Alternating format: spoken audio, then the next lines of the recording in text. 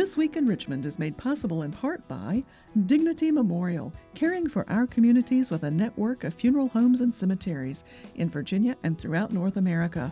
More information about Dignity Memorial's providers is online at dignitymemorial.com.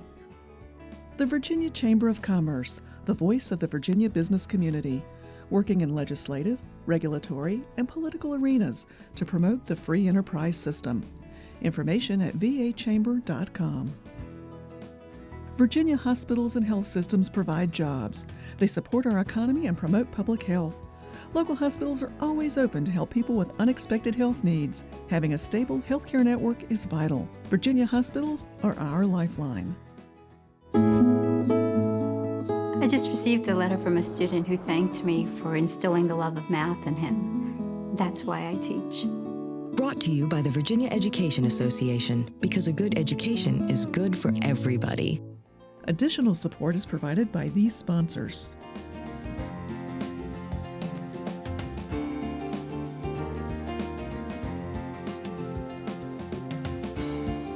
And by the members of Virginia's public television stations. Thank you.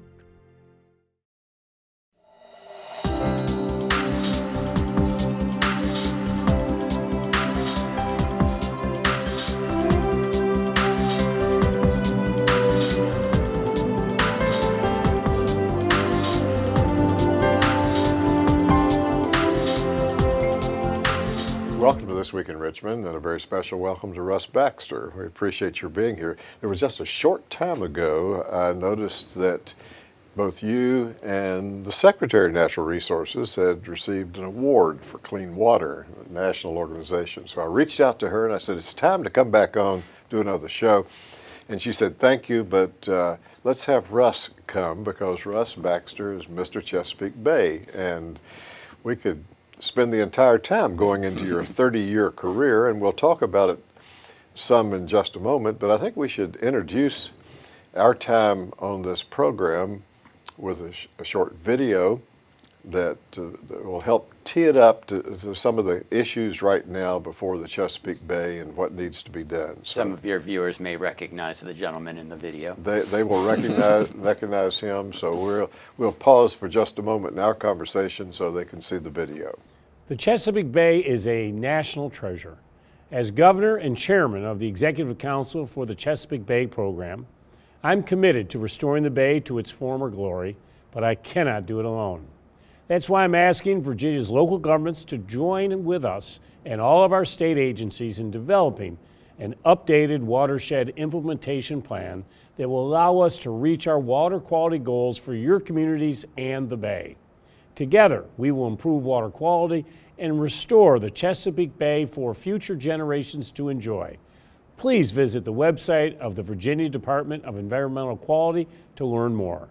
Thank you for your participation and your partnership.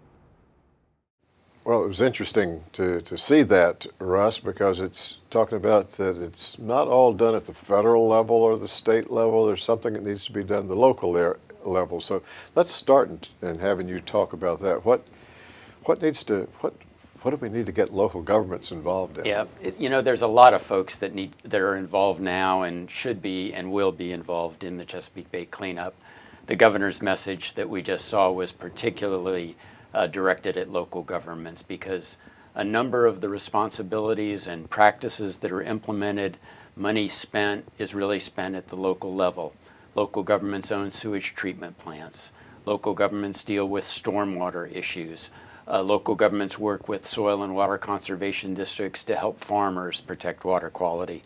So there's a whole range of stakeholders that are involved in the Bay cleanup, and local governments are really a key partner for us, and one that we want to strengthen and improve that partnership as we move forward, because as the governor said, we can't do it alone at the state level. We need federal partners. We can perhaps talk about that issue later in the program. Yes. But we need local partners. We need everyday citizens. We need farmers. We need business owners. We need all Virginians really to support and contribute to the Chesapeake Bay cleanup. Now, I know that local governments and local persons sometimes are required to do certain things. That's by right. Laws that are passed by the state. Stormwater comes really to mind, because I can recall some some fierce discussion about stormwater issues both at the state level. You know, not everything's easy, as you might imagine, and the efforts that we have undertaken, and I've been in and around the Chesapeake Bay program since the late 80s, has involved a mix of both regulatory and voluntary actions. On the regulatory side, obviously, there's the Federal Clean Water Act, and so we have obligations. Dischargers, municipal dischargers, industrial dischargers, all are required to have permits in order to discharge, and we manage the pollutants that affect Chesapeake Bay through those discharge permits. Local governments that own storm sewer systems are required to have those systems permitted pursuant to the Clean Water Act.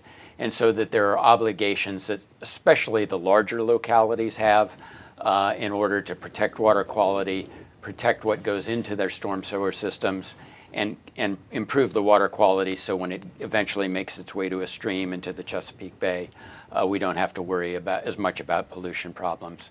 There is the voluntary side of things, which we're encouraging as well. A number of nonprofit organizations, businesses, individuals have done things to improve water quality. Localities have done things that they're not required to do, but that are for the benefit of their local streams, for their local constituents, that ultimately will help us clean up the Chesapeake Bay. So yes, there are regulatory aspects of this program, but also they are balanced by some of the non-regulatory aspects that we deal with the agricultural community, with everyday citizens, just encouraging people to live their lives in a way that is protective of water quality and ultimately improves the Chesapeake Bay.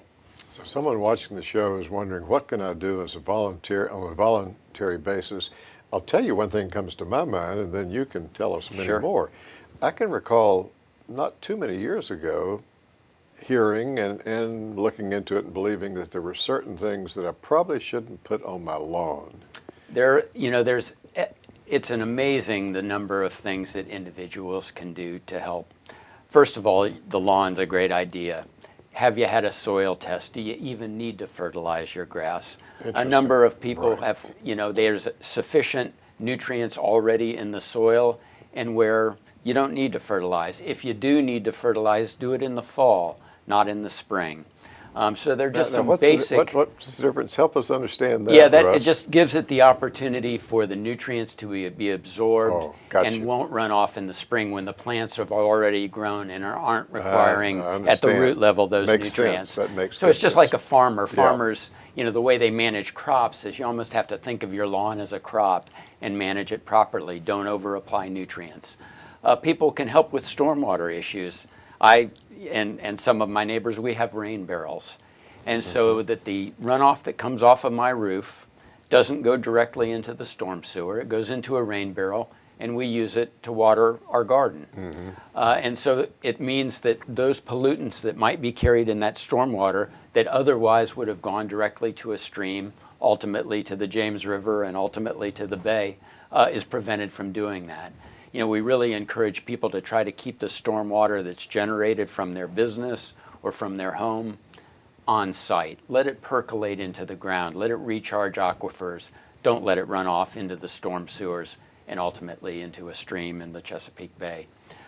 Just things like water conservation are important. The less water we use, the less amount of discharge is going to come out of a wastewater treatment plant. And so there are just a whole variety of things. You can go to the website of the Chesapeake Bay program, which is chesapeakebay.net, to our own state agencies, the Department of Environmental Quality, which is deq.virginia.gov.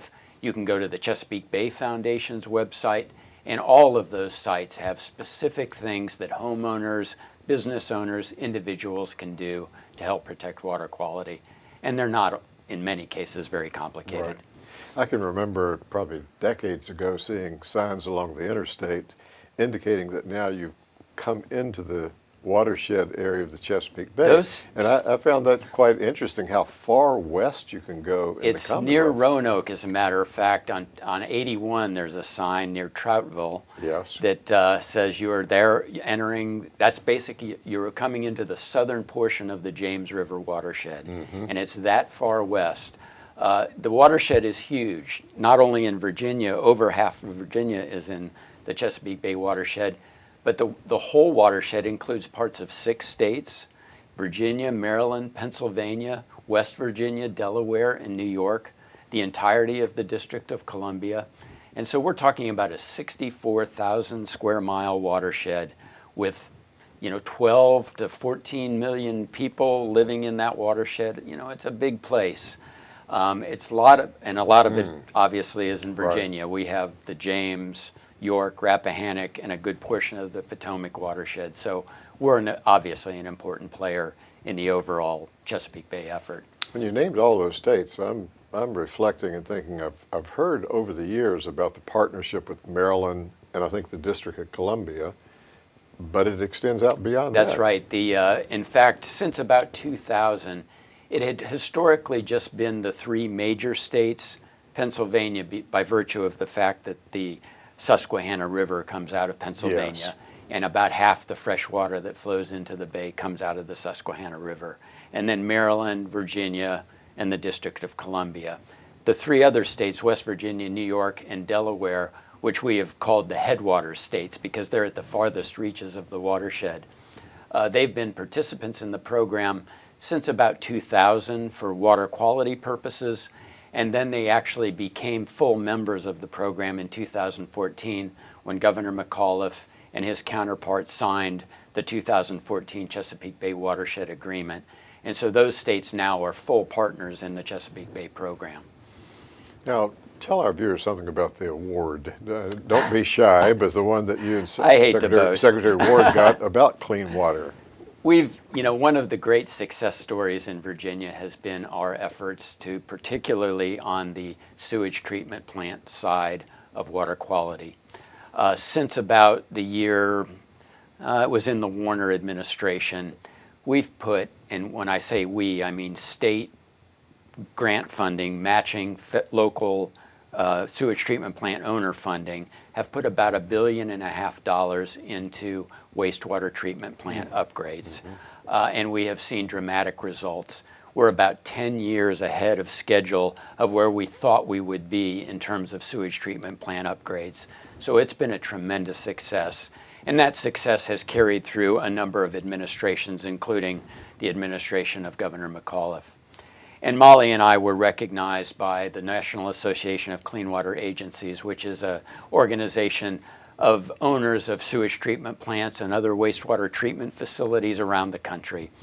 And Virginia really has been innovative in the way that it has approached sewage treatment plant upgrades.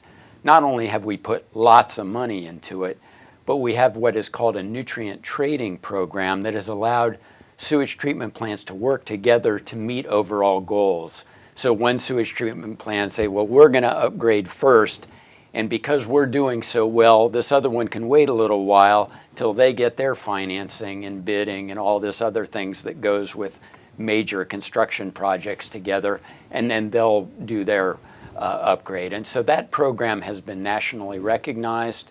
I've been part of that program and have helped develop it over the years. Molly has been a great, Secretary Ward, Molly Ward has been a great supporter of that program, and we have worked with, our state agencies, with the General Assembly, and with many others in seeing that we've had that kind of success. And that's what the National Association found, worthy of award, and we were honestly, flattered by their attention. Oh, congratulations! Thank you. Good for you, and because it's good for you, it's good for all of us. Well, that's what we hope. Clean water is everybody's business. So we share some of the fruits. Well, thank you. Of your award. Now, I believe Virginia Conservation Network might have been one of the early involvement that you had in Chesapeake Bay, but I wonder if it was even before that. How did you get interested in the Chesapeake Bay? It was I guess happenstance. I'm not from this region originally. I grew up in Columbus, Ohio, but I ended up going to graduate school at the University of Virginia. And I was working with an institute as part of my graduate studies that was doing a study on Chesapeake Bay land use issues. And so as a student, free graduate student labor, yes. I worked on that study, and a number of people in the Virginia government were involved with that particularly Taylor Murphy, who was a longtime delegate and a former Secretary of Natural Resources, Joe Gartland, who has now passed away, but a longtime Virginia state senator. There were heads of state agencies that were involved in that study. And so I got introduced, the Chesapeake Bay Foundation was involved with that study. So I got introduced to Chesapeake Bay issues very early in my graduate school career, and ended up my first job out of graduate school working with the Chesapeake Bay Foundation. And so I just have happened into this career. I never went to graduate school thinking I would become an expert on Chesapeake Bay, but over the course of my career in varying capacities, this is the second administration where I've been in the office of the Secretary of Natural Resources. I've worked in state agencies, worked for the legislature, all related to natural resource and Chesapeake Bay issues. So I've sort of gotten an education since I finished my education and learned a good deal and made a career of it. Oh, we're delighted that you came to UVA. I enjoyed the connection. it, to say It the got you least. here from Ohio.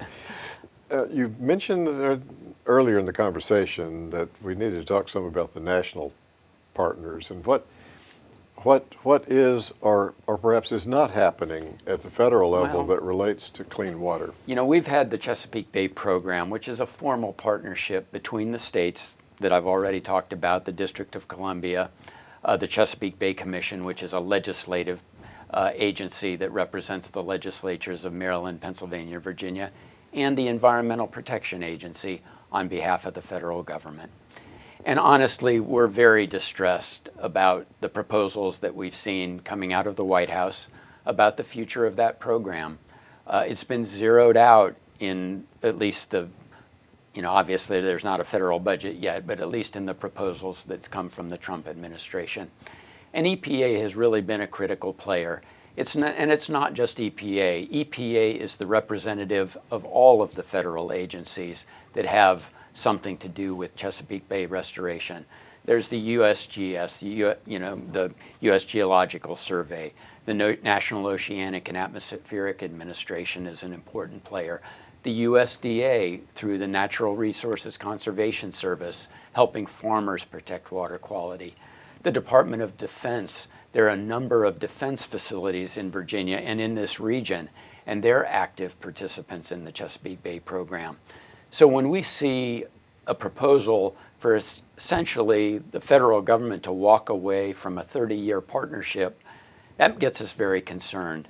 Because as Virginia, we can do everything we can possibly do, but if Maryland's not successful, if Pennsylvania's not successful, if the district isn't successful, the bay won't get cleaned up. And so EPA, with that oversight responsibility, with the scientific and technical information that brings us all together for common purpose, they play a lot of roles. We get direct grant money to help us run our Chesapeake Bay restoration programs that would be eliminated.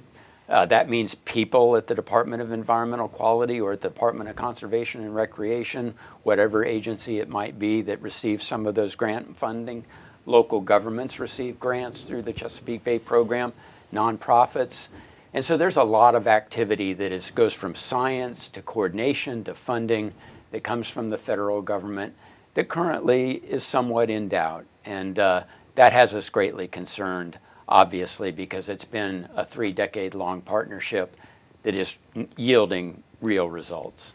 So when you say 3 decades, without counting back different administrations... 3 decades plus, actually. Does that even go back to... Governor Robb signed... Well, thinking about the federal level, does some of that go back to President Nixon? Oh, not quite, but actually the study that was done, it was following the creation of the Environmental Protection Agency in the late 70s. EPA did a study that really defined what was wrong with the Chesapeake Bay. Yes. People knew it was having problems, but it was the over-enrichment from nutrients, nitrogen and phosphorus, that were really seen as the major water quality issue. And so in 1983, EPA, Virginia, Maryland, and Pennsylvania sat down and signed the first Chesapeake Bay Agreement. And it was really just a one-page document that said, hey, we're going to work together. There's going to be an office in Annapolis coordinated by EPA, and we're going to work together to restore the Chesapeake Bay. And that was really the beginnings of the Bay program. And here we are, fast forward to 2017, and now there is some doubt about the future of that program, given some of the budget proposals that we have seen to date. So again, as I'm counting back, that sounds like almost the beginning of the first President Bush. Some of that. That's right. In the late in the Reagan administration, Bush. Early Bush, and then for us it was Governor Robb signing that first agreement. And I guess the point that I'm suggesting to the viewers, it's really not been a partisan issue. Oh, not at all. With Republican presidents and Democratic likewise presidents, the same with governors. Likewise, through governors, we have made progress through all administrations and have worked cooperatively with our partners. And remember, the politics doesn't just change in Virginia. We deal with Republican governors in Maryland or in Pennsylvania, or Democrats in Maryland or in Pennsylvania. It has been bipartisan. In the General Assembly, we have worked closely with both sides of the aisle. In this administration and in previous administrations have worked together for funding, for other Bay initiatives. And so it really has been a nonpartisan approach to restoration. I don't think anybody disagrees about the importance of the Bay to Virginia ecologically and economically. And that has been something that is carried through from the national level through the state level and beyond. Well, if I could make a nonpartisan statement, or make an effort to make a nonpartisan statement, that we would hope that both those who supported and voted for the current president and those who did not would all together be working to make sure that any cutback in regulations here, there, or yonder, that it does not affect the water shed of all of our states and of other states and other parts of the country. And we have seen that so far.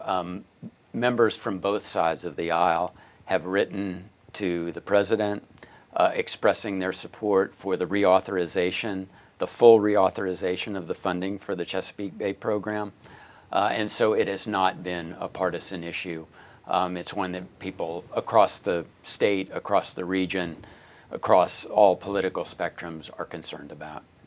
Yes, well, that's one not just to pay casual attention to, but strict attention. Some of my youth was growing up alongside the James River before this all began to unfold, and I think for those who use them for recreation, for the fish, for the preservation of the life that's there, that our water is a very precious resource. It really is, and I think you'll see that. And another drawing from some of the remarks of the video that we saw earlier from the governor, this isn't just about the Bay.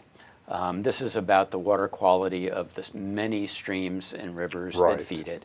And so if you're in Harrisonburg or in Augusta County or somewhere that is far removed from tidal waters, the practices that get put in place, upgrades to sewage treatment plant, work on agricultural lands, improves local water quality, improves fishing opportunities and habitat and recreation, and all of those things that come with clean water, protection of drinking water, you name it.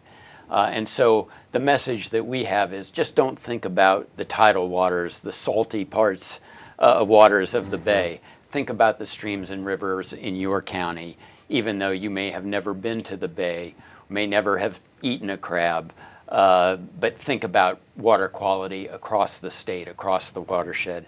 That's the message that we're trying to get across. Excellent. We have another minute. So what else can we say to Russ to encourage, particularly on the voluntary, go back to the voluntary a bit more in the closing minute. What can we do? I think everybody just needs to think about the impact that they can have on a daily basis to water quality. How do they treat their lawns? How much do they drive? Do they conserve water? Are they just doing the simple things that every individual person can do? And then also be a participant in civil society. Vote. Ask candidates for public office, what are your views on water quality? What do we need to advance this Chesapeake Bay restoration? So I think they have your individual life as well as your civic life are equally important if we're going to make the kind of progress that we need to make moving forward. Russ, Baxter, thank you very much for being on this. It's been my pleasure to be here. Thank you so much. Thank you.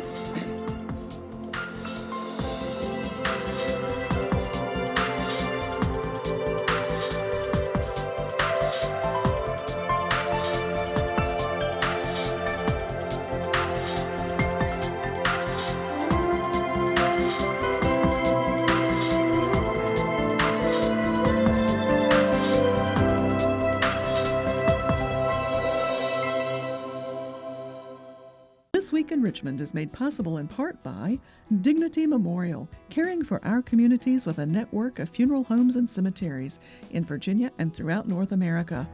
More information about Dignity Memorial's providers is online at dignitymemorial.com. The Virginia Chamber of Commerce, the voice of the Virginia business community. For jobs, the economy, and public health, Virginia Hospitals, our lifeline. The Virginia Education Association, because a good education is good for everybody. Additional support is provided by these sponsors.